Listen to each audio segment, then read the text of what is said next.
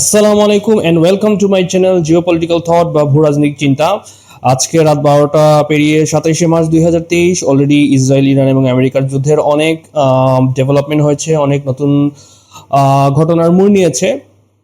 আমরা আজকে সেগুলো নিয়ে আলোচনা করব, কিছু নিউজগুলো আমরা অ্যানালাইসিস করব। দেন আমরা আজকে এই যুদ্ধের জিওপলিটিক্যাল যে ওয়ার্ল্ড সিনারিও হতে যাচ্ছে সেটা নিয়ে আমরা একটু কথা বলতে যাচ্ছি যে আসলে এই যুদ্ধের পরবর্তী জিওপলিটিক্সটা কোন দিকে যাচ্ছে, বা আসলে আমেরিকার এই সাম্রাজ্য কি অবস্থা হবে, বা ইরান বা আমেরিকার সম্পর্ক বা পরবর্তী ডিপ্লোমেসি বা অবস্থা কি হবে, সেটা নিয়ে আমরা আলোচনা করব। এবং এর সাথে আমরা এই যুদ্ধের প্রিটেক্স এবং কোন জায়গা থেকে আসলে এই যুদ্ধ এত তীব্র আকার ধারণ করে এই পর্যায়ে চলে আসে সেটা একটু বোঝার চেষ্টা করব, আসলে সেটার প্রিটেক্সটা কি। তো আমার সাথেই থাকবেন, এবং আমার যে কোনো অপিনিয়নের সাথে আপনার যদি দ্বিমত থাকেন সেটাও আপনি জানাতে পারেন, এবং একমত যদি হন সেটাই জানাবেন। আমার যদি কোনো ইমপ্রুভমেন্ট অপিনিয়ন থাকে অবশ্যই সেটা শেয়ার করবেন।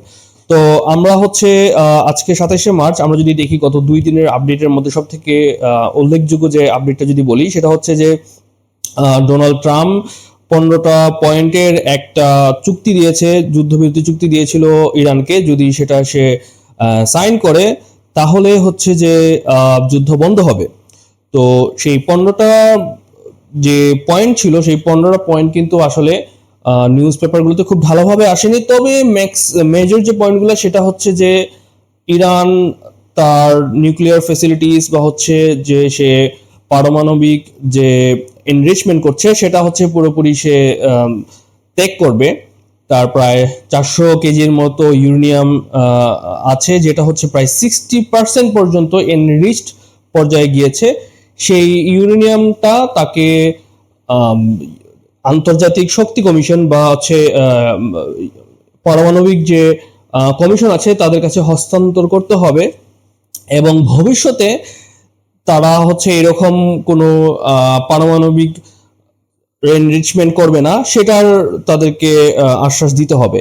এবং এর বিনিময়ে আমেরিকা তাদেরকে যেটা করবে, তাদের যত স্যাংশন আছে, তাদের উপর যত ধরনের রেস্ট্রিকশন আরোপ করা আছে সবগুলো তারা সরিয়ে নিবে, উঠিয়ে নিবে। এবং প্লাস তাদেরকে একটা অস্ত্র বা বোমা তৈরি করা ছাড়া, যে জাস্ট এনার্জি প্রডিউস করার জন্য, ইলেকট্রিসিটি প্রডিউস করার জন্য তাদেরকে একটা নিউক্লিয়ার প্ল্যান করার তাদেরকে অনুমতি দিবে। সো এটা ছিল একটা ইম্পর্টেন্ট পয়েন্ট। আরেকটা ইম্পর্টেন্ট পয়েন্ট যেটা ছিল সেটা যে ইরান তার লং এবং শর্ট ব্যালিস্টিক মিসাইল যে উৎপাদন, যে তাদের ফ্যাক্টরি আছে সেগুলো পুরোপুরি বন্ধ করতে হবে। এবং পরবর্তীতে তাদের হরমুজ প্রণালী নিয়ে একটা ইম্পর্টেন্ট পয়েন্ট ছিল, যে হরমুজ প্রণালী ইরান এবং আমেরিকা অথবা আন্তর্জাতিক যে দেশগুলো আছে সেটা সম্মিলিতভাবে এই হরমুজ প্রণালী কন্ট্রোল করবে, সেটা শুধুমাত্র ইরানের নিয়ন্ত্রণে থাকবে না। আর পরবর্তীতে আরো একটি ইম্পর্টেন্ট পয়েন্ট ছিল যে ইরান যে আঞ্চলিক তার যে শক্তিগুলো আছে, শক্তিগুলো বলতে তার যে প্রক্সি বাহিনীগুলো আছে, যেমন আমরা জানি যে ইয়েমেনে হুতি বা লেবাননে হিজবুল্লাহ, এবং এদিকে হামাসকে যেন কোনোভাবে অর্থ এবং অস্ত্র দিয়ে সহায়তা করবে না। সো এই পয়েন্টগুলোতে যদি এরকম আরো 15টা পয়েন্ট নিয়ে যেটা ট্রাম্পের প্রস্তাবনা ছিল সেগুলোতে যদি ইরান রাজি হয় তাহলে ইরানের উপর থেকে সব ধরনের স্যাংশন আমেরিকা উঠিয়ে নিবে এবং তাদেরকে আরো সহযোগিতা করবে। এবং বিষয়টা ইরান, সেটাতে আমরা আপাতত নিউজ মিডিয়ার মাধ্যমে যেটা জানতে পেরেছি, তারা সেটা পুরোপুরিভাবে প্রত্যাখ্যান করেছে। তবে এখানে একটা কিন্তু আছে, যেটা তারা এটাকে রিভিউ করছে। ইরানের প্রশাসন থেকে এটার আনসার এসেছে যে এটা একচেটিয়ামূলক হয়েছে, এটা ইরানের জন্য ফিজিবল না। সো তারা এটা আপাতত দৃষ্টিতে মনে হচ্ছে তারা কোনোভাবে এটা মানবে না, বাট এটা তারা হয়তো রিভিউ করবে।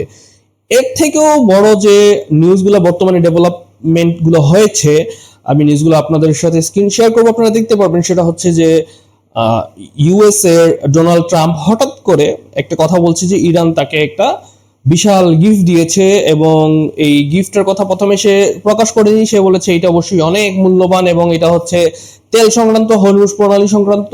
কিন্তু পরবর্তীতে এখন আমরা দেখেছি যে ডোনাল্ড ট্রাম্প সেইটা আমাদেরকে বলেছে আসলে সে গিফটটা কি পেয়েছে। আমি আপনাদেরকে জাস্ট ফুটেজটা দেখাচ্ছি।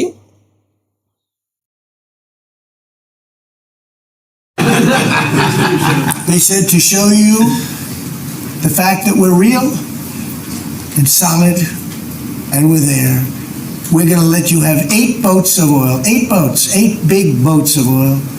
This was 2 days ago. And they'll sail up tomorrow. That was 3 days ago. And I didn't think, well, show you the fact that we're real and solid and we're there. We're going to let you have 8 boats of oil. 8 boats, 8 big boats of oil. This was 2. Okay, so দেখতেই পাচ্ছেন যে এখানে আসলে Trump যেটা বলতেছে যে basically Iran তাকে একটা বিশাল গিফট দিয়েছে। সেই গিফটটা কি? সেটা হচ্ছে তাদেরকে 8টি তেলবাহী জাহাজ পারাপার করার সুযোগ দিয়েছে। বিষয়টা আসলে খুবই হাস্যকর। কেন আমি হাস্যকর আপনাদেরকে বলছি, যদি আপনি দেখেন যে এই যুদ্ধ যখন শুরু হয় তখন ট্রাম্পের টোনটা ছিল যে আমরা বেসিক্যালি ইরানকে পুরোটা একদম নিঃশেষ করে দিব। ইরানের যত তার যে খমিনি, তার যে টেরোরিস্ট রেজিম, তার যে আইজিআরসি, তার যে আর্মি বাহিনী আছে, প্যারামিলিটারি বাসিজ বাহিনী আছে এবং তার যত মিসাইল আছে সবকিছু আমি গুড়িয়ে দিব এবং ইরানকে আমি বাধ্য করব সেই জন্য আমার সামনে নত হয়। এমনকি জিনিসটা এরকম পর্যায়ে চলে গিয়েছিল যে সে বলেছিল খুব বেশি দিন সময় লাগবে না। সো এবং পরবর্তীতে ইরানের প্রধান কে হবে, প্রেসিডেন্ট কে হবে সেটা নিয়েও ট্রাম্প কিন্তু একটা কথা বলা শুরু করে দিয়েছিল এবং সে কোনো পাত্তাই দেয়নি। তো এখন এই টোনের যুদ্ধ শুরু হওয়ার আরো কিছুদিন পরে দেখা গেল যে কি হলো, যে যুদ্ধ শুরু হওয়ার আরো কিছুদিন পরে ট্রাম্প তার টোনটা কিছু আরো সে কনফিডেন্টলি বলা শুরু করলো যে বেসিক্যালি হ্যাঁ আমরা অলরেডি যুদ্ধ জিতে গিয়েছি, অলরেডি খমেনি সহ নিরাপত্তা প্রধান আলী রাইজানিকে হত্যা করেছি, আমরা তাদের বাসিজ বাহিনীর প্রধানকে হত্যা করেছি এবং তাদের অনেক গুরুত্বপূর্ণ নেতাদেরকে হত্যা করেছি। সো বেসিক্যালি ইরান এখন নেতৃশূন্য এবং ট্রাম্প যেটা শুরু করলো সে হচ্ছে জনগণকে আহ্বান করা শুরু করলো, আপনারা আসেন, আপনারা সবাই রাস্তায় নেমে আসেন এবং আপনারা এখনই সুযোগ এই ক্ষমতা দখল করার। সো তখন ট্রাম্পের টোনটা ছিল বেসিক্যালি সে কোনো পাত্তাই দিচ্ছিল না, সে ইরানের কোনো কথাই শুনবে না, সে পুরো ইরানটা দখল করে ফেলেছে, ইরান তার কাছে মাথা নত করে আছে এবং সে পরবর্তী নেতা অলরেডি নির্বাচন করার জন্য সে মনোযোগ দিচ্ছে কাকে নেতা বানাবে কাকে বানাবে না, এবং এদিকে সে মানুষজনকেও আহ্বান করছে যেন মানুষজন ক্ষমতা দখল করে নেয়, ঠিকটা যেমনটা বাংলাদেশে হয়েছিল, শ্রীলঙ্কাতে হয়েছিল এবং অন্যান্য কান্ট্রিতে হয়েছিল। সেই জায়গা থেকে এসে এই যুদ্ধের আজকে 28 দিনের দিন ট্রাম্প আমরা দেখতে পাচ্ছি সে আসলে এই 8টা যুদ্ধ জাহাজ হরমুজ প্রণালী থেকে 8টা যুদ্ধ জাহাজ ছাড়ার কারণে 10টা তেলবাহী জাহাজ ছাড়ার কারণে সে খুবই আনন্দিত, প্রস্ফুটিত। সে বলছে 8 বিগ অয়েল ট্যাঙ্কস, তো 8 big ships of oil tanks. তো এখন এটা থেকে বোঝা যাচ্ছে যে আসলে যুদ্ধ কোন দিকে এগিয়েছে এবং আমেরিকা বা ট্রাম্প যেটা মনে করেছিল যে এই যুদ্ধর মাধ্যমে সে ইরানকে গুড়িয়ে দিবে, সেই বিষয়টা কিন্তু আমরা দেখলাম যে এই পরিস্থিতি পুরোটাই পরিবর্তন হয়ে গিয়েছে। তো আমরা বেসিক্যালি আরো কিছু ইম্পর্টেন্ট আমার কাছে মনে হয়েছে যে আমি শো করব এরকম দু একটা জিনিস যদি আপনাদেরকে নিউজগুলো একটু দেখাই। তার মধ্যে আল জাজিরার কিছু আপডেট যেটা হচ্ছে লাইভ আপডেট ওদের থাকে, তার মধ্যে একটা হচ্ছে যে যদি রিসেন্ট দেখি একদম 3 ঘন্টা আগে, সেটা হচ্ছে হুতি যে মিলিটারি লিডার তারা বলেছে যে এই ইসরায়েল এবং ইউএস এটা যদি যুদ্ধ তীব্র আকার ধারণ করে তাহলে তারা অবশ্যই সক্রিয় হবে বা যুদ্ধে অংশগ্রহণ করবে। ফ্রান্স, ইউকে, ইন্ডিয়ার হচ্ছে নৌবাহিনীর প্রধানরা তারা হচ্ছে এই মিডল ইস্টের এই নৌপথের নিরাপত্তা নিয়ে আলোচনা করছে, এইটা একটা নিউজ। এবং পেন্টাগন বলেছে, পেন্টাগন অর্থাৎ হচ্ছে আমেরিকার যেখানে হচ্ছে মিলিটারি হেড কোয়ার্টার, তারা পেন্টাগনের হেড বলেছে যে আমেরিকার কোনো ইরানের কোনো নেভি নেই এবং নেভির সকল লিডারদেরকেও তারা হত্যা করেছে। এবং উইটকফ সে বলেছে যে আমেরিকা ইরানকে একটি সমঝোতা বা চুক্তির মধ্যে আনতে পারার একটা শক্ত সম্ভাবনা বা একটা বড় সম্ভাবনা দেখা দিয়েছে। এবং যেটা একটু আগে আমি বলেছিলাম যে এরপর আরেকটা নিউজ হচ্ছে ইরান কলস US proposal one sided report, মানে হচ্ছে ইরান বলেছে যে ইউএস এর যে কথাটা ছিল, যে চুক্তি দেওয়া হচ্ছে সেটা হচ্ছে ওয়ান সাইডেড। তো এরপর ট্রাম্পেরটা তো আমরা দেখলামই যে ট্রাম্প হচ্ছে একটা যে 10টা হচ্ছে তেলবাহী জাহাজ ছাড়ার কথা বলা হয়েছে, যেটা পাকিস্তানের তেলবাহী জাহাজ আমরা যতটুকু জানি পাকিস্তানে যাবে, সেটার জন্য ট্রাম্প খুবই খুশি এবং এটাকে সে একটা ধরনের কিছু মানে পেয়েছে। তো এইখানে একটা জিনিস ইম্পর্টেন্ট আমি যদি বলি যে এই বিষয়টাতে হচ্ছে ট্রাম্প অবশ্যই সে তার প্রতিপক্ষর কাছ থেকে কিছু একটা আশা করছে। যখন হচ্ছে যুদ্ধতে দুটো পক্ষ জড়িয়েছে এবং শক্তিশালী পক্ষ যখন দুর্বলের উপর হচ্ছে যখন চড়াও হয় এবং তাকে একদম সারেন্ডার করাতে চায়, তখন সে যখন সারেন্ডার হয় না তখন কিন্তু শক্তিশালী পক্ষর বা হচ্ছে যে অ্যাগ্রেসরের কিন্তু একটা তাদের একটা ইগো বা হিউব্রিসের একটা বিষয় থাকে যে আমি এত শক্তিশালী এত পাওয়ারফুল, আমার কাছে নত হচ্ছে না। যেটা কিন্তু আমরা শুরু থেকেই দেখছিলাম যে ইরান কোনোভাবেই তাদের টোনের ভিতর কখনো টোন ডাউন করে নাই বা কখনো নত হওয়ার কোনো সাইনটাও দেখায় নাই,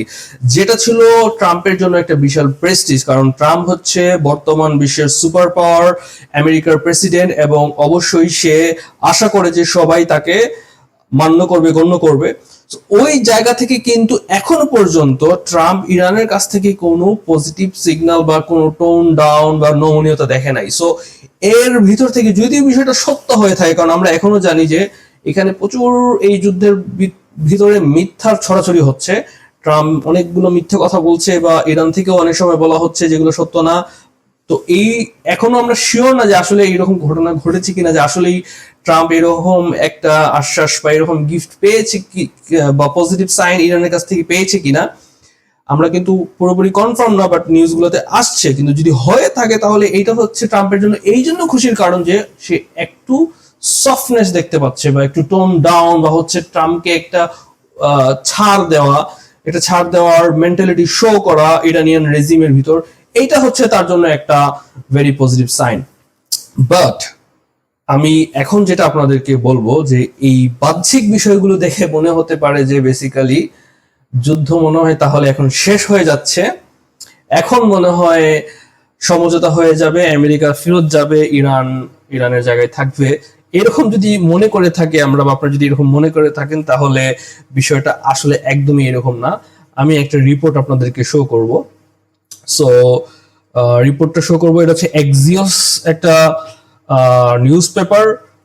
সো তাদের হচ্ছে একটা নিউজ আসছে, সেটা হচ্ছে যদি খুবই ইম্পর্টেন্ট, 10 ঘন্টা আগে আসছে, যে আমি আপনাদের সাথে স্ক্রিনটা শেয়ার করি।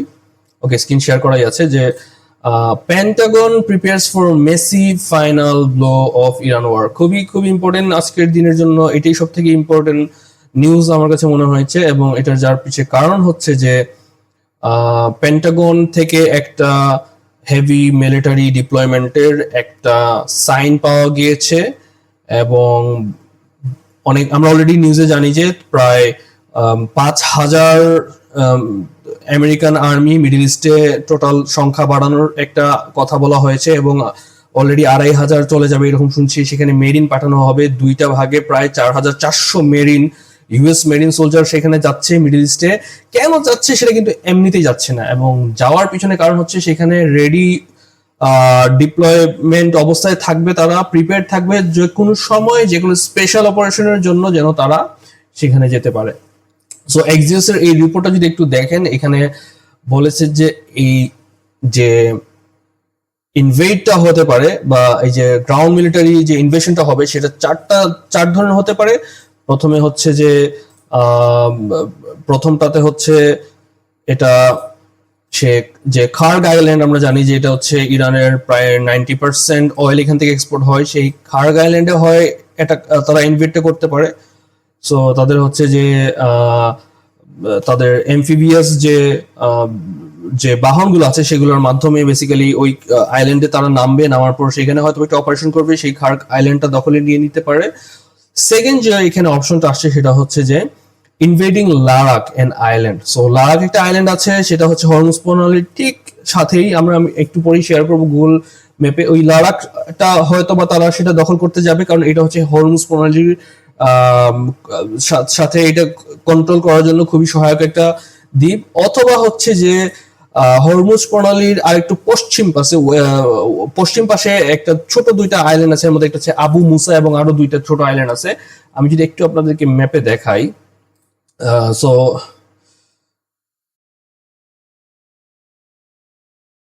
এটা হচ্ছে এইটা হচ্ছে বেসিক্যালি হরমুজ প্রণালী। এবং এই যে এইখানে এই যে ছোট্ট একটা, এটা মোস্ট প্রবাবলি হচ্ছে 12 কিলোমিটার, এটা হচ্ছে আবু মুসা, এবং এটার পাশে এই যে এই ছোট দুইটা দ্বীপ আছে।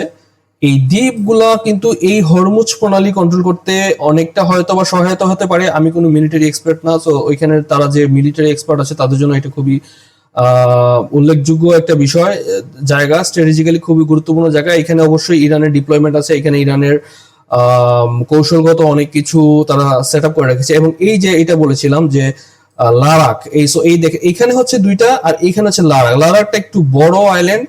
এই জায়গা দুইটা হয়তো বা তারা দখল করতে পারে আমেরিকান মেরিন, অথবা যেটা হচ্ছে যে আমরা যদি আপনাকে শো করাই, যে দেখাই, সেটা হচ্ছে যে এক্সিওসের আরেকটা যেটা হচ্ছে যে 4 নম্বর যে অপশনটা, সেটা হচ্ছে যে হরমুজ থেকে ইরানের যে তেলবাহী ট্যাঙ্কগুলো যাচ্ছে সেগুলোকে ব্লক করা।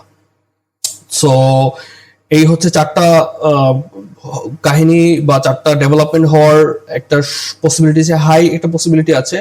সো মোস্ট প্রবাবলি হচ্ছে এখানে আমেরিকান যে স্পেশাল অপারেটিভ ফোর্স, যে স্পেশাল ফোর্স আছে আমরা জানি, সেটার মধ্যে হচ্ছে ডেল্টা ফোর্স বা ইউএস মেরিন, বা আরো দুইটা ফোর্স আছে। সো এই ইউএস মেরিন অথবা ডেল্টা ফোর্সকে কিন্তু এইসব স্পেশাল অপারেশনে পাঠানো হতে পারে, এবং পুরোপুরি একদম ফুল স্কেল গ্রাউন্ড ইনভেশন বা হচ্ছে বুটস অন দ্য গ্রাউন্ড হবে না।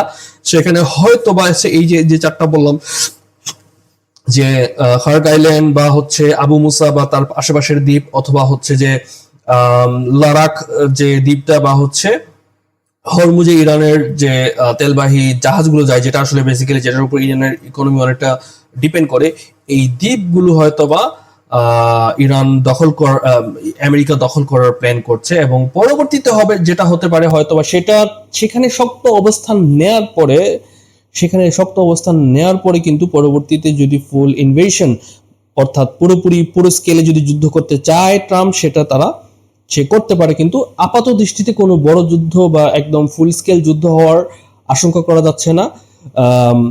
এবং আমরা জানি যে যদি এটা বড় স্কেলে করতে হয়, সেক্ষেত্রে কিন্তু এতগুলো সৈন্য, প্রায় 1 থেকে 2 বা 3 লাখ সৈন্য আনতেই কিন্তু অনেক সময়ের ব্যাপার। যেমন আমরা যদি ইরাক যুদ্ধের কথা বলি, প্রায় 6 মাস সময় নিয়ে শুধু ইউএসএ তার 2 লক্ষ সৈন্য ইরাকে মোতায়েন করেছিল, এবং তা করতে 6টি মাস সময় লেগেছিল।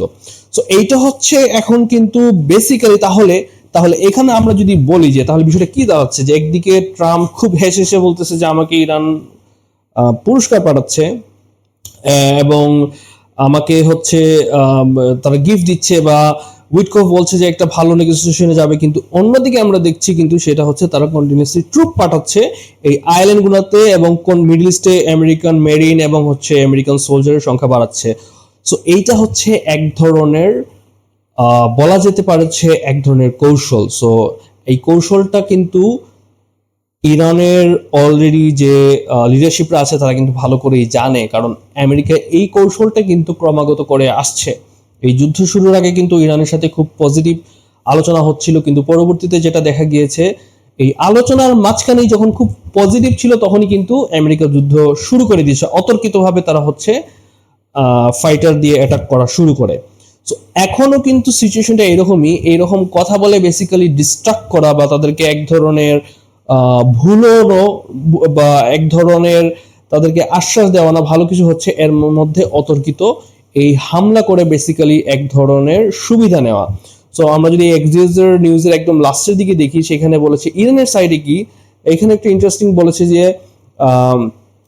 ইন্টারেস্টিং একটা বিষয় এসেছে যে স্পিকার অফ পার্লামেন্ট মোহাম্মদ বাগের গালিবাফ, অর্থাৎ ইরানের প্রধান স্পিকার, যে পার্লামেন্টের স্পিকার, সেও কিন্তু টুইটারে বা এক্সে বলেছে যে বুধবারে সে একটা টুইট করেছে যে Iran's enemies with the support of a country in the region are preparing an operation to occupy one of Iran island. So already ইরানও বিষয়টা জানে, যে এবং তারাও এটা জানে যে আমেরিকা এরকম একটা অ্যাটেম্প নিতে যাচ্ছে, এবং সে যেটা বলেছে যে ইরানের শত্রু আশেপাশের আঞ্চলিক একটা রাষ্ট্রের সহযোগিতায় ইরানের একটা দ্বীপ দখল করতে চায়, এবং এই এটার মাধ্যমে যেটা বোঝানো হচ্ছে সেটা হচ্ছে এই সহযোগী রাষ্ট্রটা দুবাই। সো ইউএই অর্থাৎ সংযুক্ত আরব আমিরাতের প্রচেষ্টায় বা সহযোগিতায় আমেরিকা আসলে ইরানের একটা দ্বীপ দখল করতে চায়। সো ইরানের রেজিম সেই বিষয়ে পুরোপুরি জানে, তারা অ্যাওয়ার্ড এবং সেই ক্ষেত্রে একটা গ্রাউন্ড তাদেরও একটা প্রিপারেশন থাকবে। এবং আমেরিকা যখন এখানে তাদের এই স্পেশাল ফোর্স যদি ডিপ্লয় করে, স্পেশাল ফোর্স কিন্তু কখনোই সেই এই কনভেনশনাল বা প্রথাগত লম্বা যুদ্ধ চালায় না। স্পেশাল ফোর্সের কাজ থাকে খুবই সীমিত সময়ে, অল্প সময়ের ভিতর স্ট্র্যাটেজিক্যালি খুবই ইম্পর্টেন্ট তাদের কিছু অ্যাচিভমেন্ট সাকসেস অ্যাচিভ করতে হয়, এবং অনেক সময় তাদের এই পুরো অপারেশনটা হয় কভার্ড বা গোপনীয়। সো সেই ক্ষেত্রে এই স্পেশাল ফোর্স ডিপ্লয়মেন্টের মাধ্যমে এটাও হতে পারে যে এখানে বেসিক্যালি অন্যান্য যে কুর্দিশ এবং ইরাক এবং বিদ্রোহী যারা আছে তাদেরকেও কিন্তু সেখানে এঙ্গেজ করা, টেনে আনা, এবং এটা গ্রাউন্ডে একটা ইরানের বিপরীতে একটা রেজিস্ট্যান্স তৈরি করার কাজটাও কিন্তু সেই স্পেশাল ফোর্স করতে পারে। সো এটা ছিল হচ্ছে এই বর্তমানে এটা কোন পর্যায়ে যাচ্ছে সেটা নিয়ে একটা আলোচনা। সো আমরা হচ্ছে নিউ ইয়র্ক টাইমসের একটা নিউজ দেখছি এইখানে। ওকে, সো এটা ছিল সেই 15টা পয়েন্ট যেটা আসলে আমেরিকা সে ইরানকে তার সাথে একটা চুক্তি করতে পাঠিয়েছিল, সেটা নিয়ে আলোচনা সেখানে।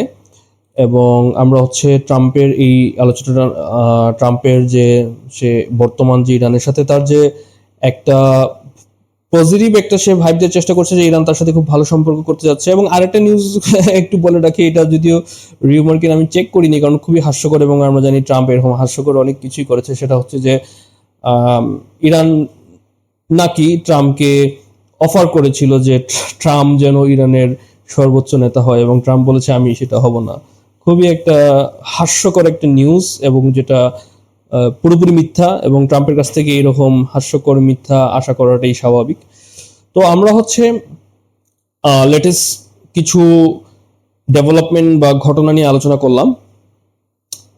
সো এখন সম্পূর্ণ আমরা বলেছিলাম যে আজকে আমরা একটু জিওপলিটিক্যাল অ্যানালাইসিস বা এই যুদ্ধ আসলে কোন দিকে যাবে, আমেরিকার পরবর্তীতে কি হবে, এবং আসলে শুরুটাই হলো কোথা থেকে, এই আলোচনা হয়তো খুব বেশিটা আমার চ্যানেলটা যদিও নতুন এবং খুব বেশি ভিডিও আমি দেইনি। সো এই আলোচনাটা আমি এর ভিতর আমার অপিনিয়ন, আমি আদার্স যত পলিটিক্যাল এবং জিওপলিটিক্যাল অ্যানালিস্টদের তাদের অ্যানালাইসিস এবং সবকিছুর মাধ্যমে আমি আমার নিজস্ব চিন্তা এবং আমার অ্যানালাইসিসের মাধ্যমে আমি যেটা ফিল করেছি, যেটা আমার কাছে সব থেকে বেশি প্লজেবল বা সব থেকে বেশি বাস্তবসম্মত মনে হয়েছে, লজিক্যাল মনে হয়েছে, আমি সেটাই অবশ্যই আলোচনা করব। তো তার আগে আমি সম্পূর্ণ এই বর্তমান এই যুদ্ধ অবস্থা থেকে এরকম গরম রমরমে অবস্থা থেকে আমি পুরো একটা ডিফারেন্ট একটা টপিক্সে যাচ্ছি, আলোচনা যাচ্ছি। সেটা হচ্ছে যে আমরা জানি যে ইউএস এর যে তাদের কাউন্টার টেররিজম যে ডিপার্টমেন্ট আছে সেটার যে ডিরেক্টর জো কেন, সে হচ্ছে কিন্তু কয়েকদিন আগে সে হচ্ছে পদত্যাগ করে, এবং এই পদত্যাগ করার কারণ হিসেবে সে বলে যে আমেরিকা হচ্ছে ইসরায়েলের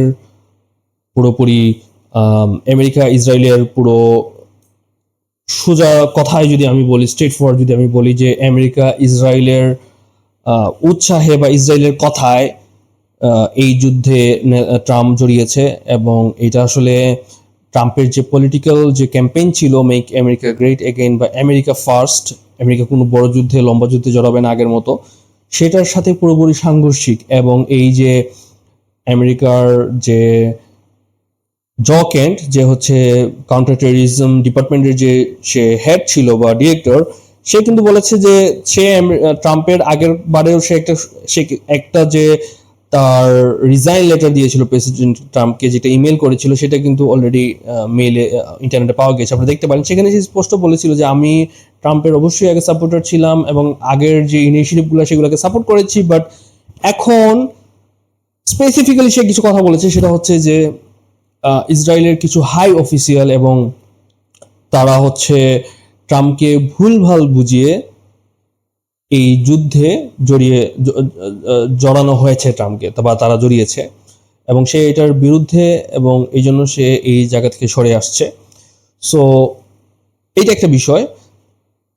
এখন এই বিষয়টা খুবই গুরুত্বপূর্ণ এই কারণে যে সে কিন্তু জোকেন হচ্ছে আমেরিকার একটা খুবই ইম্পর্টেন্ট একটা ডিপার্টমেন্টের সে হেড ছিল, এবং এই জায়গা থেকে সে সরে এসেছে, এবং তার পার্সোনাল কিছু কিন্তু ট্রেজেডির কথাও এখান থেকে জানা যায় যে সিরিয়াতে 2018 বা 19-এ তার ওয়াইফ কিন্তু মিলিটারিতে ছিল, এবং সেখানে তার ওয়াইফ হচ্ছে এই সিরিয়াতে যুদ্ধে সে মৃত্যুবরণ করে, এবং এটা তার জন্য একটা শকিং একটা ইভেন্ট ছিল।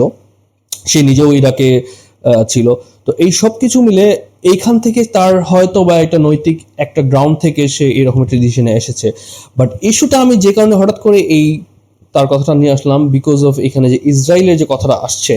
তো আমরা হচ্ছে যে এখানে যে জিনিসটা নিয়ে দেখাবো আপনাদেরকে যে 2 থেকে 3 দিন আগে কিন্তু ইরান ইসরায়েলে ব্যাপকভাবে বোমাবর্ষণ করেছিল, এবং সেটাতে হচ্ছে ইসরায়েলের যে পারমাণবিক যে শহরটা যেখানে ধারণা করা হয় যেখানে তারা পারমাণবিক বোমাটা লুকিয়ে রেখেছে, সেই শহরে কিন্তু ব্যাপকভাবে বোমাবর্ষণ করার কারণে কিন্তু প্রচুর ক্ষয়ক্ষতি হয়।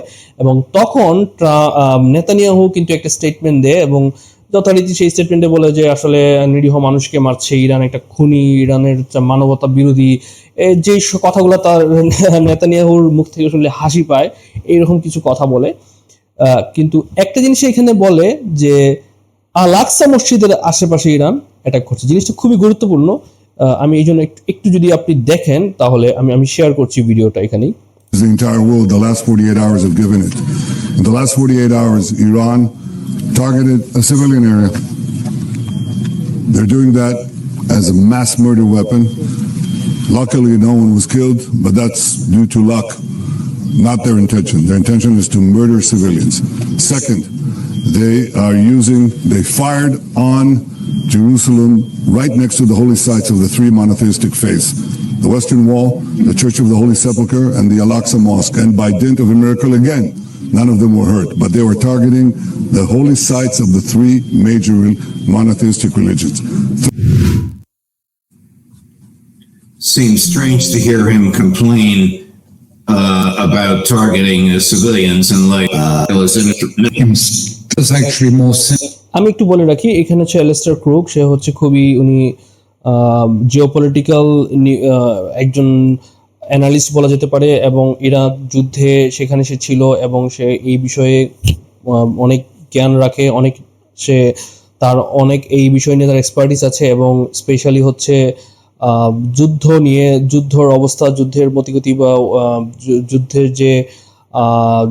যে সমরাস্ত্রগুলো ব্যবহার হয় তার সম্পর্কে কিন্তু অ্যালিস্টার ক্রুকের বেশ ভালো একটা তার দখল আছে। তো অ্যালিস্টার ক্রুক এখানে আরেকটা বিষয় নিয়ে আছে যে একটা কথা শোনা যাচ্ছে, যে কথাটা হচ্ছে যে আমরা তার মুখ থেকেই শুনি, পরে আমরা সেটা নিয়ে আলোচনা করছি। Minister in what he said, because of course, as you can imagine, the last thing mosque is in the Haram al-Sharif Temple Mount. It's the last thing. This is the symbol of Islamic civilization. It's impossible. It was forbidden. They wouldn't. But what we have heard, and there are talk, is that Israel has been tunneling under Al-Aqsa, and there has been suggestions that they might be preparing to demolish Al-Aqsa in order to, if you like, deliver a huge defeat on Islam as a whole. I've got no evidence that this is true, that this is what is happening. But when I hear him saying, oh, they're targeting Al-Aqsa. Okay, so বিষয়টা যদি আমি আপনাদের সাথে একটু explain করার চেষ্টা করি, সেটা হচ্ছে যে এখানে নেতানিয়াহু যে কথাটা বলেছে সেটা হচ্ছে যে নেতানিয়াহু যেটা বলেছে যে একটু আগে যেটা বললাম যে ইরান হেভি বম্বার্ডমেন্ট করেছে এবং অনেক নিরীহ মানুষ আহত হয়েছে এবং সিভিলিয়ানদেরকে টার্গেট করে করা হচ্ছে, এবং এটার পরবর্তীতে সে একটা কথা বলেছে যে মুসলিম 3টা ধর্মের যে প্রধান যে একটা ধর্মীয় স্থাপনা সেটা হচ্ছে আল আকসার মসজিদের আশেপাশেও ইরান অ্যাটাক করছে। সো এইটা কিন্তু একটা ন্যারেটিভ বা একটা প্রিটেক্স তৈরি করা। কিসের তৈরি করা? অ্যালাস্টার ক্রুক কিন্তু সেটাই শেয়ার করছিল। অ্যালাস্টার ক্রুক যেটা বলছিল সেটা হচ্ছে যে আমরা একটা কথা শোনা যাচ্ছে, এরকম একটা কথা শোনা যাচ্ছে যে 2 বছর ধরে ইসরায়েল এই আল-আকসা মসজিদের নিচে একটা টানেল তৈরি করছে, এবং আরেকটা কথা শোনা যাচ্ছে এই টানেলে আল-আকসা মসজিদের নিচে এসে অনেকগুলো মাইন সেট করেছে, যে মাইনগুলো সেট করার মাধ্যমে যে কোনো সময় একটা হয়তো বা ফলস ফ্ল্যাগ অপারেশন করা হতে পারে, সেটা হচ্ছে যে আল-আকসা মসজিদটাকে ধসিয়ে দেওয়া হতে পারে। সেটা হয়তো বা ইরানের উপর একটা তীরটা ছুড়ে দেওয়া হবে যে ইরান এই কাজটা করেছে, ইরানের একটা মিসাইল ছুড়ে এসে আল-আকসা মসজিদের উপর পড়েছে এবং ইরান ইচ্ছাকৃতভাবে হয়তো এই সুন্নিদের এই জায়গাটা তারা ধ্বংস করে দিয়েছে। সো ইসরায়েল এটা করতে পারে, এটারই কিন্তু একটা প্রিটেক্স হিসাবে এই কথাটা নেতানিয়াহুর যে কথাটা সে বলছিল যে আল-আকসা মসজিদে আশেপাশে এখন ইরান অ্যাটাক করছে, এবং এইটা হচ্ছে ইসরায়েলের একটা ডেভেলপমেন্ট, খুব ইম্পর্টেন্ট ডেভেলপমেন্ট দেখা যাচ্ছে। এবং আরেকটা ভিডিও আমি যদি শেয়ার করি, সেটা হচ্ছে যে একটু আগে যে জো কেন্টের কথা বলছিলাম, যে বেসিক্যালি সে পদত্যাগ করেছে, সে একটা কথা বারবার বলছিল যে চার্লি কার্ক, আমরা জানি যে 2000 গত বছরে হচ্ছে যে খুবই কঠোর ট্রাম্পের সাপোর্টার এক চার্লি কার্ককে হঠাৎ করে হত্যা করা হয়। তো সেই এটা নিয়ে একটা ধোঁয়াশা আছে, চার্লি কার্ককে হয়তোবা কে হত্যা করেছে, এটাকে আসলে একটা মানুষ জাস্ট তাকে অপছন্দ করে দেখে হত্যা করেছে, নাকি আসলে এটার পিছনেও ইসরায়েল ইনভলভ আছে, ইসরায়েলের মোসাদ ইনভলভ আছে, এটা নিয়ে কিন্তু একটা ধোঁয়াশা আছে। এবং এই জো কেন্টের তার পরবর্তী তার কথার মাধ্যমে কিন্তু বিষয়টা আরো বেশি এইটা এই ফিল্ডে উঠে আসে এই আলোচনাটা, এবং সে স্পেশালি বলছিল যে কথাটা যদি আমি আপনারা একটু দেখেন। With Charlie, he was very gracious to me when I was running for Congress, very, very supportive. So we knew each other. And the last time I saw Charlie Kirk on this earth was in June in the West Wing in the stairway, and I said hi to him, and he looked me in the eye, and he said very loudly, and it's a small, you've been in the West Wing, it's small, it's a tight space, and he said, "Joe, stop us from getting into a war with Iran." Very loudly. He was single-minded. And he walked off, and he went, I believe, into the Oval. So when one of President Trump's closest advisors, who is vocally advocating for us to not go to war with Iran and for us to rethink at least our relationship with the Israelis, and then he's suddenly publicly assassinated, and we're not allowed to ask any questions about that. It's a data point. It's a data point. Okay, so এইখানে যে বিষয়টা জো Kent যেটা বলছিল, যে basically ঘটনাটা যেটা হয়েছে যে কোনো একটা অফিসে তার সাথে চার্লি কার্কের দেখা হয়েছিল, এবং তখন জো কেন্ট অবভিয়াসলি হচ্ছে যে তার ইউএস কাউন্টার টেররিজম বা হচ্ছে এটা হচ্ছে যে সন্ত্রাস বিরোধী বলা যেতে পারে, সন্ত্রাস বিরোধী ডিপার্টমেন্টের যে প্রধান সে তখন ছিল, তখন চার্লি কার্কের সাথে কোনো একটা অফিসে তার সাথে দেখা হয়, এবং তার সাথে শেষ যে কথাটা ছিল, চার্লি কার্ক যখনই জো কেন্টকে দেখেছে সে হাত নেড়ে জুড়ে বলেছিল যে প্লিজ ইরান যুদ্ধে আমরা যেন না জড়াই। সো তাকে রিকোয়েস্ট করছিল সে যাতে কোনোভাবেই আমেরিকাকে ইরান যুদ্ধে না জড়ায়, এবং আরেকটা কথা তাকে বলছিল যে আমরা যেন আমেরিকার সাথে ইসরায়েলের সম্পর্কটাকে আরেকটু ভেবে চিন্তে দেখি। সো এই জন্য এবং জো কেন্ট কিন্তু এই টাকার কার্লসনের একটা ইন্টারভিউতে কিন্তু সে বলেছে যে এই যে চার্লি কার্কের যে হত্যাকাণ্ড, সেই হত্যাকাণ্ডের যে তদন্ত, এটা যখন তার ডিপার্টমেন্ট থেকে করা শুরু করা ছিল, তখন কিন্তু সেটা পুরোপুরিভাবে সরকারিভাবে স্টপ করে দেওয়া হয়, বলা হয় এটা এফবিআই দেখছে, এখানে অনেক কিছু আছে, what ever it is, but তাকে হচ্ছে সেই তদন্ত করতে দেওয়া হয়নি, কারণ তারা এটাকে আর একটু ভালোভাবে দেখতে যাচ্ছিল যে এখানে কি অন্য কোনো ইস্যুস আছে কিনা। সো এইখান থেকে কিন্তু একটা জিনিস ক্লিয়ার হয়, যেটা হচ্ছে ইসরায়েলের একটা হিউজ প্রভাব বা হচ্ছে ইসরায়েলি লবির এইখানে আমেরিকান পলিটিক্সে একদম নগ্ন হস্তক্ষেপের একটা কিন্তু আভাস বা চিহ্ন এই কথায় ফুটে ওঠে। এবং আমরা কিন্তু আগের ভিডিওতে আমি কথা বলেছিলাম যে কিভাবে আসলে নেতানিয়াহু ট্রাম্পকে কনভিন্স করছিল এই ইরান যুদ্ধে জড়ানোর জন্য। সো বেসিক্যালি এখন আমরা হচ্ছে আজকের একদম লেটেস্ট ডেভেলপমেন্টগুলি নিয়ে কথা বললাম, যে খুবই সম্ভাবনা খুবই বেশি যে আসলে আমেরিকা হয়তো খুব শীঘ্রই কিছু একদম স্পেসিফিক গ্রাউন্ড ইনভেশন করবে, পুরোপুরি না, হয়তো বা কিছু স্পেসিফিক কয়েকটা ছোটখাটো দ্বীপে বা হচ্ছে খার্গ আইল্যান্ডের নিয়ন্ত্রণ নিয়ে নেওয়া, অথবা হচ্ছে ওইখানের যে ফ্যাসিলিটিস, অয়েল ফ্যাসিলিটিস বা অয়েল রিজার্ভেশন বা যেখানে যে ফ্যাসিলিটিসগুলো আছে সেগুলো ধ্বংস করে দেওয়া, এরকম কিছু করতে পারে। বাট স্পেসিফিক্যালি যেটা হচ্ছে যে এরপর আমরা আলোচনা করছিলাম, সেটা হচ্ছে যে ট্রাম্প অনেকটা সবাইকে আভাস দিচ্ছে যে ইরান আসলে অনেক ফ্রেন্ডলি তার সাথে, একটা সম্পর্কের উন্নয়ন হওয়ার বা এক ধরনের একটা চুক্তিতে আসার সম্ভাবনা আছে। কিন্তু আমরা বলছিলাম এটা আসলে একটা লোক দেখানো কথা, বা এটা হচ্ছে একটা ডিসিউট করা যে সবাইকে আসলে ইরানের প্রশাসনকেও একটা ভাইব দেওয়া যে আসলে তারা একটা কিছু করতে যাচ্ছে, এবং এই ভাইবের ভিতরে হয়তো হঠাৎ করে অতর্কিতভাবে সেই ইনভেশনটা শুরু করে দেওয়া।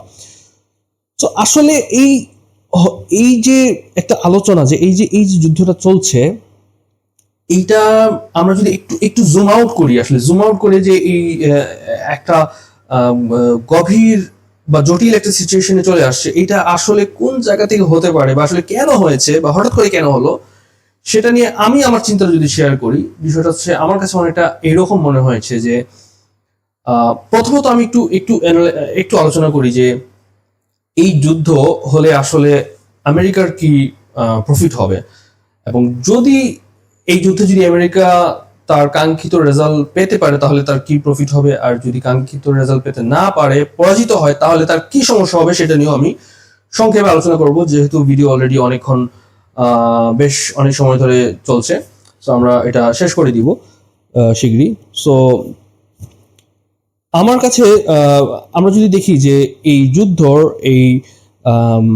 যদি আমেরিকা যদি ইরানকে খুব সে যেভাবে মনে করেছিল যে খুব সহজেই দখল করতে পারবে, মানে হচ্ছে যে আয়াতুল্লাহ খামেনি থেকে শুরু করে অন্যান্য নেতাদেরকে সে হত্যা করার পর মোসাদ থেকে বা নেতানিয়াহুর কাছ থেকে সে একটা গ্রিন লাইট পেয়েছিল, সেটা হচ্ছে যে খুব সহজেই ক্ষমতার রদবদল হয়ে যাবে, রেজিম চেঞ্জ হয়ে যাবে, নতুন একজন রেজিম বসাবে। আমরা জানি যে 1953 সালে হচ্ছে যে ঘটনা ঘটেছিল যে মোহাম্মদ মুসাদ্দেক ছিল যে ইরানের প্রেসিডেন্ট বা প্রাইম মিনিস্টার, তাকে কিন্তু আমেরিকার সিআইএ এবং ব্রিটেনের MI6 মিলে তাদেরকে কু করে ক্ষমতা থেকে সরিয়ে সেখানে তারা আমেরিকার একদম পাপেট বলা যায় হচ্ছে রেজা পাহলভিকে বসিয়েছিল।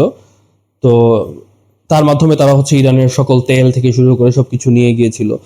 সো এই যুদ্ধের মাধ্যমে যদি এরকম কিছু একটা প্রথমেই 3-4 দিনের ভিতর যদি এরকম কিছুটা করা সম্ভব হতো, তাহলে এটা কিন্তু আমেরিকার জন্য হিউজ একটা জিওপলিটিক্যাল অ্যাচিভমেন্ট, বা তার হচ্ছে সাম্রাজ্য ধরে রাখার জন্য একটা হিউজ একটা অ্যাচিভমেন্ট হতো। এইভাবে আমি আপনাকে বলি, সেটা হচ্ছে প্রথমত তার যে আমেরিকার যে বর্তমান যে প্রতিদ্বন্দ্বী বিশ্ব রাজনীতিতে, ভূ রাজনীতিতে, সেটা হচ্ছে চায়নাকে অনেকটা প্রতিরোধ করা।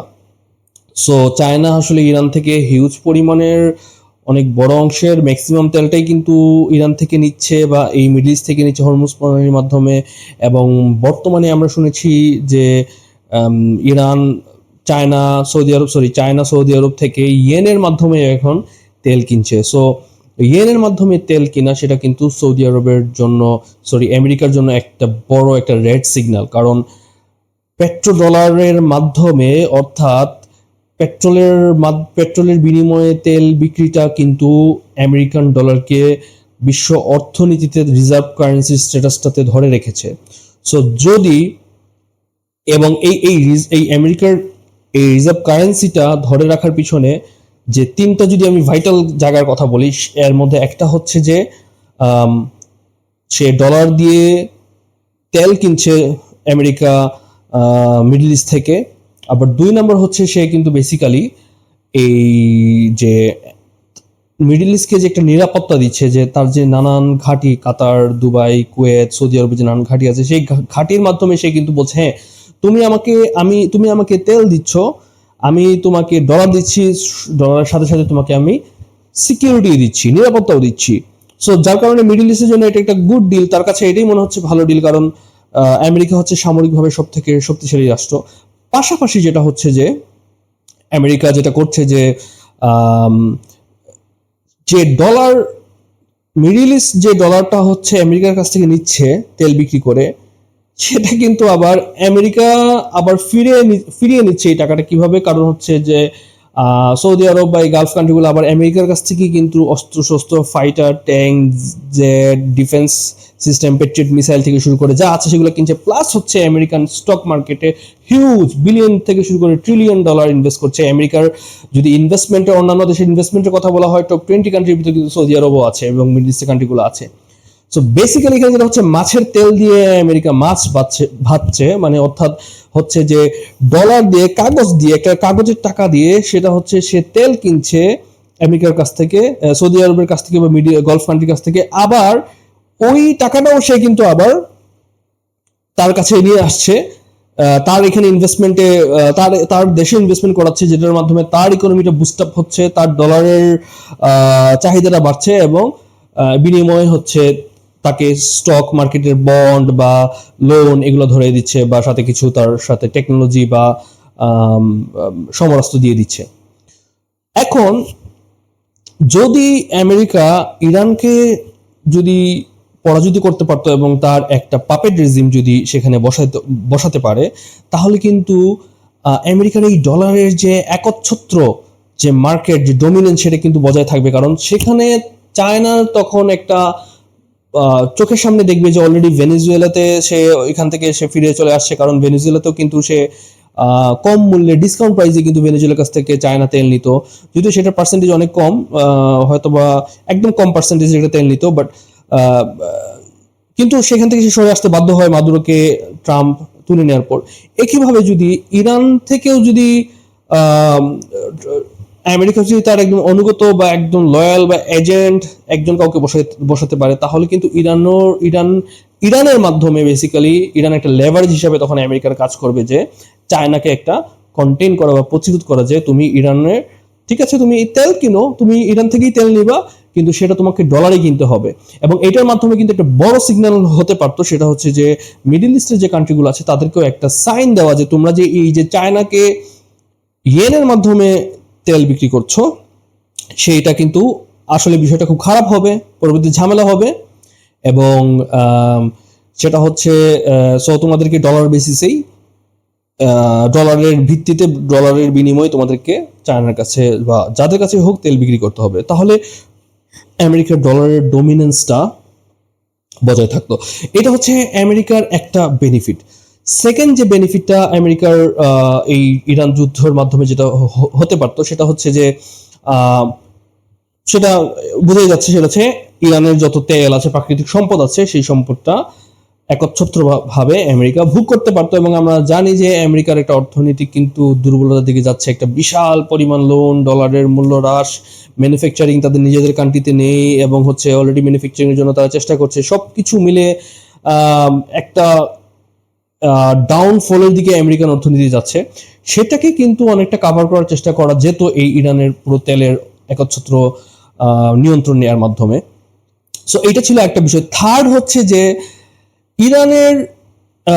ইসরায়েলের এখানে যে সার্ভাইভাল বা ইসরায়েলকে থ্রেট দেওয়া, যে সেটা হচ্ছে এই ইসরায়েলকে ইরানের যে সম্ভাব্য থ্রেট দিচ্ছে, এবং আমরা জানি হামাস যখন 7 অক্টোবর 2023 সালে অ্যাটাক করেছিল, সেটা কিন্তু ইসরায়েলের ইমেজের উপর একটা বিশাল একটা আঘাত পড়েছিল। সো এই আঘাতটা কিন্তু পরোক্ষভাবে ইসরায়েল এবং আমেরিকা জানে যে এটা আসলে ইরানের, তাদের ধারণা, যেটা তারা এটা খুব ভালোভাবে বোঝার কথা, যে এখানে একটা ইরানের ইনভলভমেন্ট ছিল। কারণ আমরা জানি হামাস হচ্ছে ইরান সমর্থিত একটা বাহিনী, এবং এই প্ল্যানটা অনেক ভালোভাবে 2 বছর ধরেই হচ্ছিল। তো ওই আলোচনাতে আমরা যাব না আজকে, কারণ ওইটা আরেকটা জটিল আলোচনা। কিন্তু যেটা বলতে চাচ্ছি যে ইসরায়েলের কিন্তু এখানে একটা আমেরিকাকে এই যুদ্ধে টানার পিছনে ইসরায়েলের যেমন নেতানিয়াহুর যেমন একটা খুব ভালো একটা তার ভূমিকা ছিল, একইভাবে কিন্তু গলফ কান্ট্রিগুলোরও সেম একটা ভূমিকা ছিল। আমরা এই নিউজে ওপেনলি কিন্তু এই জিনিসগুলো আসছে। ওয়াল স্ট্রিট জার্নাল তার এখানে নিউজ করেছে যে এই যুদ্ধে জড়ানোর জন্য ট্রাম্প বারংবার মোহাম্মদ বিন সালমান, সৌদির যে যুবরাজ, সে বারংবার হচ্ছে ট্রাম্পকে পুশ করেছে। এবং বর্তমানে এই রিসেন্টলি এখন যে নিউজটা আসছে যে গলফ কান্ট্রিগুলো বেসিক্যালি এই যুদ্ধ এখন কোনোভাবেই থামাতে চাচ্ছে না। তারা বলছে যে এই যুদ্ধ যাতে কোনোভাবেই আমেরিকা না থামায়, কারণ এই যুদ্ধ যদি এখন থামানো হয়, তাহলে হচ্ছে যে পরবর্তী ইরান আমাদের জন্য একটা থ্রেট হয়ে যাবে, আমাদেরকে এরকম অবস্থায় রেখে যাতে আমেরিকা কখনো এই যুদ্ধ থেকে এখন না থামায়। তাহলে এখানে বোঝা যায় যে বেসিক্যালি এখানে ইসরায়েলের একটা চাপ ছিল, মিডল ইস্টের একটা রিকোয়েস্ট ছিল, এবং আমেরিকার নিজস্ব কিছু এখানে তার একটা ফায়দা ছিল, যে তার এই বিশ্ব রাজনীতিতে যে আমেরিকান সাম্রাজ্য, সেটাকে শক্ত করার একটা সব থেকে সুবর্ণ সুযোগ ছিল এই যুদ্ধটা। এখন আমরা যদি যুদ্ধর এত বড় এই ডেভেলপমেন্টের কথা আর একটু আগে যদি যাই চিন্তা করি, তাহলে কি হতে পারে এটা সম্ভাব্য, আমার কাছে একটা আমি সম্ভাব্য একটা স্টোরি দাঁড় করিয়েছি, বা স্টোরি না, একটা অ্যানালাইসিস এভাবে দাঁড় করেছি। এই বিষয়টা এমন হতে পারে যে অবশ্যই নেতানিয়াহু চাপ দিচ্ছিল ট্রাম্পকে। আমরা রয়টার্সের একটা নিউজে দেখেছিলাম যে এই যুদ্ধের আগে 48 ঘন্টার কিছু ফোন রেকর্ড বা ফোনের কথোপকথন এসেছে যে নেতানিয়াহু চাপ দিচ্ছিল আমেরিকা যেন হচ্ছে এই যুদ্ধে ইরানকে অ্যাটাক করে। এবং এখানে ইসরায়েলের একটা বড় বেনিফিট ছিল, ইসরায়েল এই মধ্যপ্রাচ্যে বেসিক্যালি তার একটা ডমিনেন্স বা কাইন্ড অফ একটা মধ্যপ্রাচ্যে হেজিমন সে হতে চায়, যাতে সে এই মধ্যপ্রাচ্যকে কন্ট্রোল করতে পারে। এবং এটার জন্য সব থেকে বড় বাধা তার জন্য কিন্তু হচ্ছে ইরান। সো এই ইরানের খমিনি বা ইরানের হচ্ছে যে প্রক্সি বাহিনী, এগুলোর জন্য কিন্তু একটা বড় সমস্যা। সো অবভিয়াসলি ইরানের অনেক দিনের সুপ্ত বাসনা কিন্তু সে এই খমিনিকে সরাবে, বা হচ্ছে ইরানকে অ্যাটাক করানো, বা হচ্ছে যে এই তার যে আরো কিছু প্ল্যান আছে যে গ্রেটার ইসরায়েলের সীমানা বাড়ানো। তো সেই কাজগুলো কিন্তু ইসরায়েল আগে নেতানিয়াহু কিন্তু অন্যান্য প্রেসিডেন্টদেরকে দিয়ে করাতে পারে নাই। সো কারণ এই জায়গাটা কিন্তু আমেরিকান কয়েকটা জেনারেলি আমরা টকশোতে দেখেছি, তারা বলেছে যে ইরান অ্যাটাক করার ক্ষেত্রে তাদের সবসময় কিছু মাথা ভিতর একটা বড় মাথা ব্যথা ছিল যে এই হরমুজ প্রণালী আসলে তারা কিভাবে এটাকে অবমুক্ত করবে। এই হরমুজ প্রণালী যদি ইরান বন্ধ করে দেয় তাহলে কিন্তু এটা ঝামেলা হবে। এখন চাঞ্চল্যকর বিষয় হচ্ছে কিন্তু এই যুদ্ধের ক্ষেত্রেও সময় কিন্তু আমরা যদি দেখি যে জেনারেল কেইন হচ্ছে যে আমেরিকার চিফ অফ জয়েন্ট স্টাফের যে চেয়ারম্যান, মানে হচ্ছে সম্মিলিত সব বাহিনীর প্রধানের যে চেয়ারম্যান, সবগুলো বাহিনীর প্রধান, উনি একটা কথা বলেছেন ট্রাম্পকে যুদ্ধের আগেই যে এই যুদ্ধ যদি লাগে তাহলে কিন্তু হরমুজ প্রণালী ইরান বন্ধ করে দিতে পারে। এর জবাবে ট্রাম্প যেটা বলেছিল যে হরমুজ প্রণালী বন্ধ করার আগেই আমরা আসলে ইরানের ওই রেজিমটা আমরা চেঞ্জ করে ফেলবো, আমাদের লোক বসাই দিব। সে খুব কনফিডেন্ট ছিল। এখন এই কনফিডেন্সটা কোত্থেকে আসছে? এই কনফিডেন্সের সূত্রটা হচ্ছে বেসিক্যালি যদি দেখি যে দুইটা বিষয় হতে পারে। সেটা হচ্ছে ট্রাম্প কয়েকদিন আগে ভেনেজুয়েলা থেকে হচ্ছে তার মাদুরোকে একদিনের মধ্যে সে নিয়ে আসছিল, তার কোনো ক্ষয়ক্ষতি হয়নি, কোনো সৈন্য মারা যায়নি, কিছু হয়নি। সেকেন্ড অফ অল হচ্ছে নেতানিয়াহু তাকে একটা গ্রিন সিগন্যাল দিচ্ছিল, যে বারবার তাকে বলছিল যে আমরা এই যুদ্ধে জড়াই। ট্রাম্পকে সে অনেকভাবে প্রলোভন, বাচ্চাদেরকে যেভাবে ললিপপ বা চকলেট দেওয়া হয় এভাবে সে অনেক প্রলোভন দিচ্ছিল যে বেসিক্যালি যদি এই যুদ্ধে জড়ানো যায় তাহলে একই সাথে অনেকগুলো নেতা খোমেনিকে মেরে ফেলতে পারবো, তোমার প্রতিশোধ হবে, এবং তুমি অনেকদিন ধরে যে চাচ্ছ প্রতিশোধ দিবা সেটা নিতে পারবা, এবং সেটা হচ্ছে যে তোমার একটা হিস্ট্রিতে তোমার একটা নাম চলে আসবে যে তুমি আমেরিকান সেই প্রেসিডেন্ট যে আসলে ইরানের রেজিম চেঞ্জ করেছো বা তোমার অনুগত দালাল বসিয়েছো। এগুলো বলে যখন সে কনভিন্স করছিল, তার মধ্যে আরেকটা বলছিল যে তুমি শুধু আমার সাথে জয়েন করো, এই মারো ইরানকে, মারার পর এই খোমেনিকে মারো, ক্ষমতা বদল আমি করে দিব। মোসাদের কাছ থেকে মোসাদের একটা ভালো একটা তাদের নিউজ আছে যে তাদের গ্রাউন্ডে স্ট্রং স্ট্যান্স আছে, অবস্থান আছে। তারা এই নেতারা মরে গেলে আমরা খুব সহজেই আন্দোলন করে আমরা ক্ষমতা চেঞ্জ করে ফেলতে পারবো।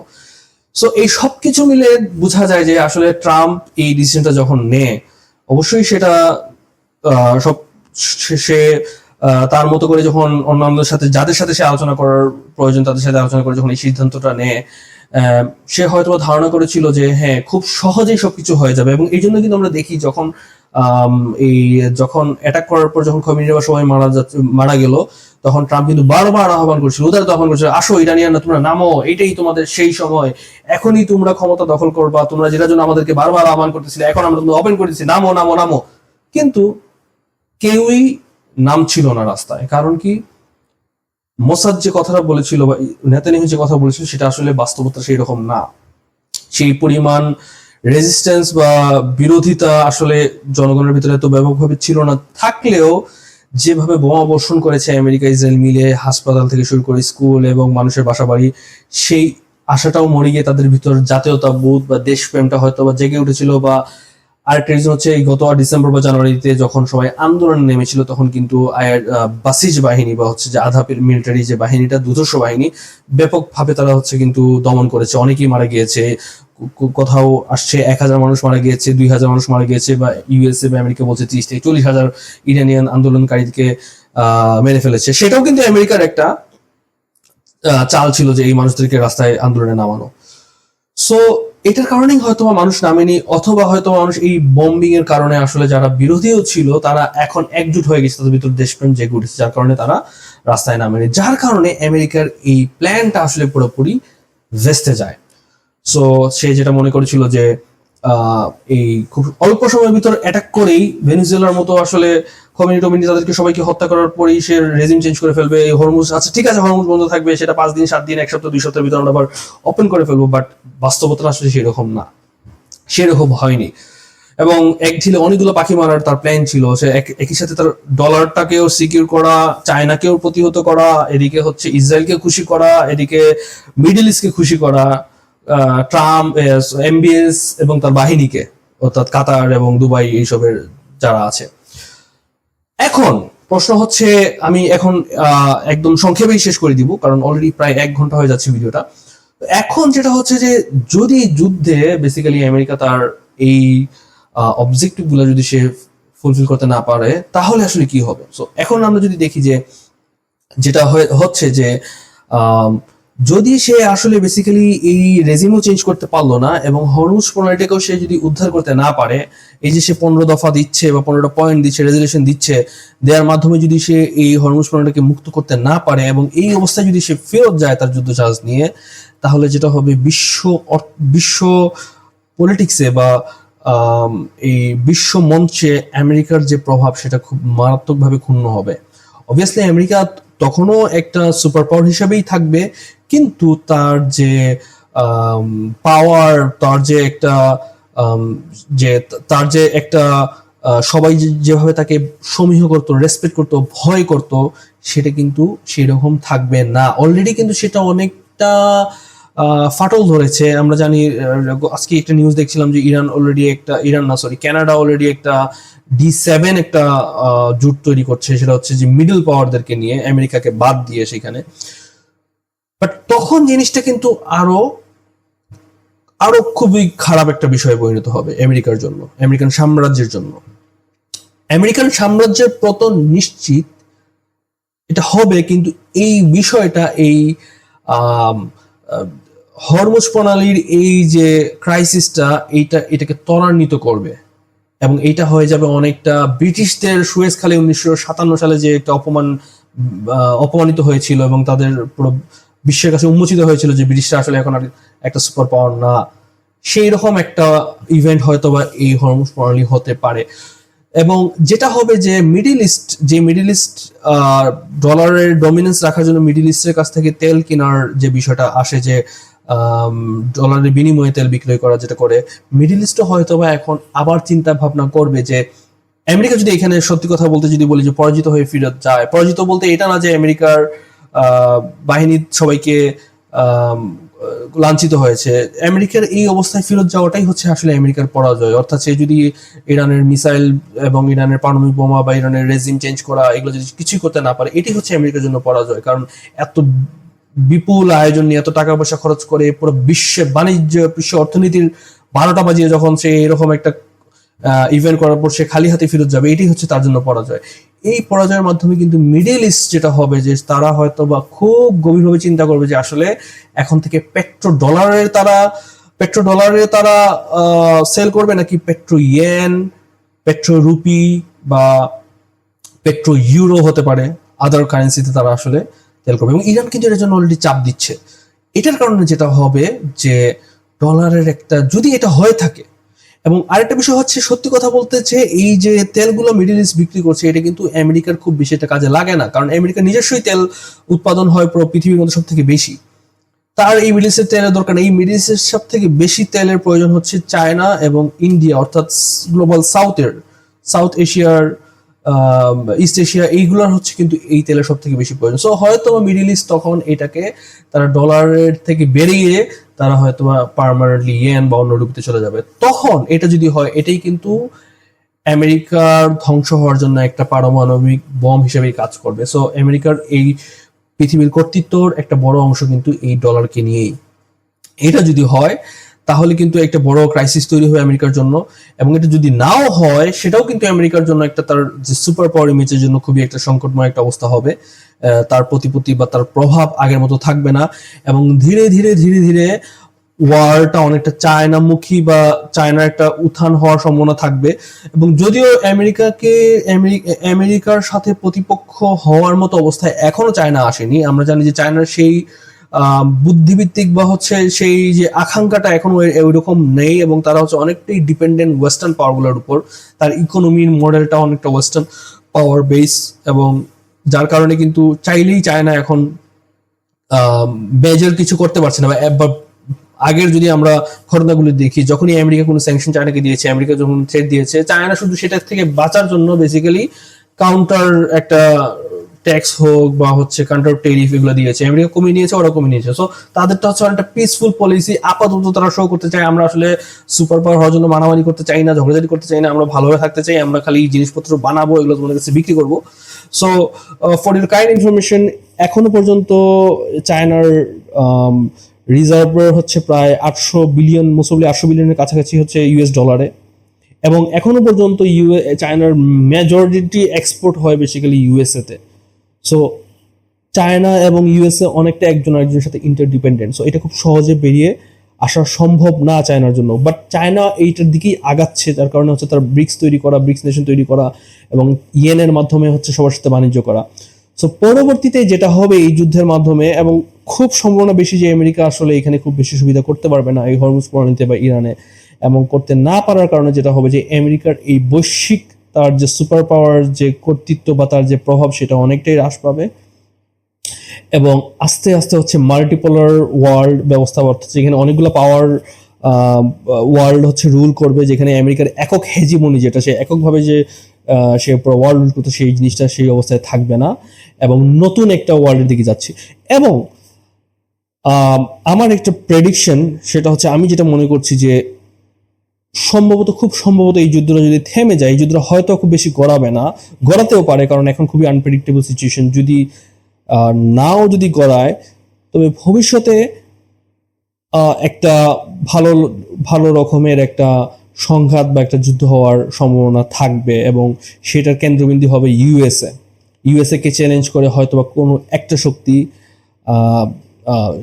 একটা শক্তি হয়তোবা ইউএসএ কে চ্যালেঞ্জ করে একটা যুদ্ধে জড়ানোর সম্ভাবনা খুবই থাকবে। সেটা ইউএসএর মিস্টেকের কারণে হতে পারে। আর সো এটাই হচ্ছে আমার অ্যানালাইসিস, বা আমি যতটুকু পরিস্থিতি দেখলাম সেটা থেকে বুঝলাম। এবং লাস্ট টাইম যেটা বলতে চাই যে হ্যাঁ, পরবর্তী সুপার পাওয়ার বা আমেরিকা কি সুপার পাওয়ার থাকবে, নাকি পরবর্তী আমেরিকাকে কি ব্রিটেনকে যেভাবে রিপ্লেস করে আমেরিকা একটা সুপার পাওয়ারে পরিণত হয়েছিল, এটা কি চায়না হতে যাচ্ছে? এখনো পর্যন্ত না, চায়না সেটা হচ্ছে না, বাট ভবিষ্যতে যদি কোনো একটা পাওয়ার এই বর্তমান পরিস্থিতি থেকে যদি উঠে আসে, যার সেই রকম সক্ষমতা থাকে, আইডিওলজিক্যাল তার সক্ষমতা থাকে, এবং তাহলেই কিন্তু আমরা বলতে পারবো যে সেই পাওয়ারটাই বেসিক্যালি আমেরিকাকে চ্যালেঞ্জ করতে পারবে। সো ভালো থাকবেন। আমার ভিডিওটা যদি এতক্ষণ আপনারা শুনে থাকেন, অবশ্যই জানাবেন, লাইক, শেয়ার এবং সাবস্ক্রাইবের মাধ্যমে আমাকে সহযোগিতা করবেন। আপনাদের অপিনিয়ন, আপনারা কি মনে করেন, আমার সাথে দ্বিমত না আপনারা হচ্ছে একমত, সেটা অবশ্যই কমেন্টস দিয়ে জানাবেন। পরবর্তী আরেকটা ভিডিওতে দেখা হবে। ভালো থাকবেন। আসসালামু আলাইকুম।